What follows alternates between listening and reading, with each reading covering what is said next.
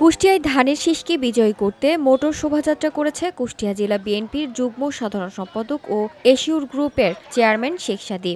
২০২৬ সালের ফেব্রুয়ারিতে অনুষ্ঠিত হতে যাচ্ছে ত্রয়োদশ জাতীয় সংসদ নির্বাচনে ধানের শীষকে বিজয়ী করতে ও তারেক রহমান ঘোষিত ৩১ দফা জনগণের কাছে পৌঁছে দিতে কুষ্টিয়া ৪ আসনের ২ উপজেলায় প্রায় ৫,০০০ মোটরসাইকেল বহন নিয়ে প্রচারণায় নেমেছেন তিনি। শনিবার দুপুরে কুষ্টিয়া রাজবাড়ী আঞ্চলিক মহাসড়ক কুষ্টিয়া জেলার শেষ প্রান্ত খোকসার শিয়ালডাঙ্গি এলাকায় শেখ সাদীকে ফুল দিয়ে বরণ করে নেন বিএনপির নেতাকর্মীরা।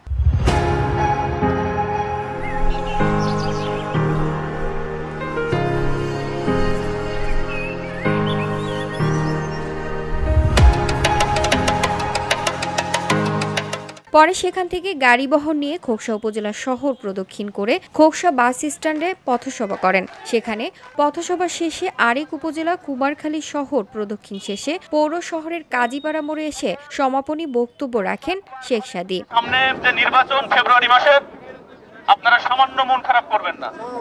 আপনারা জানেন যে নমিনেশন দেওয়া হয়েছে, এটা একটা সম্ভাব্য। আমি বিশ্বাস করি বাংলাদেশ জাতীয়তাবাদী দলের ভারপ্রাপ্ত চেয়ারম্যান জনাব তারেক রহমান, আমি গত জুলাই মাসে যে লন্ডনে গিয়েছিলাম, উনি আমাকে কাজ করার জন্য বলেছেন। হয়তোবা সম্ভাব্য প্রার্থী তালিকায় আমাকে নামটা আসেনি, আমি বিশ্বাস করি সামনে ফাইনাল নাম ইনশাআল্লাহ আমার নাম আসবে। এই সময় উপজেলা বিএনপির সাবেক যুগ্ম আহ্বায়ক মোহাম্মদ হাফিজুর রহমান, পৌর বিএনপির সভাপতি মনোয়ার হোসেন, উপজেলা যুব দলের সাবেক সাধারণ সম্পাদক আতিকুর রহমান সবুজ সহ হাজার হাজার নেতাকর্মী উপস্থিত ছিলেন।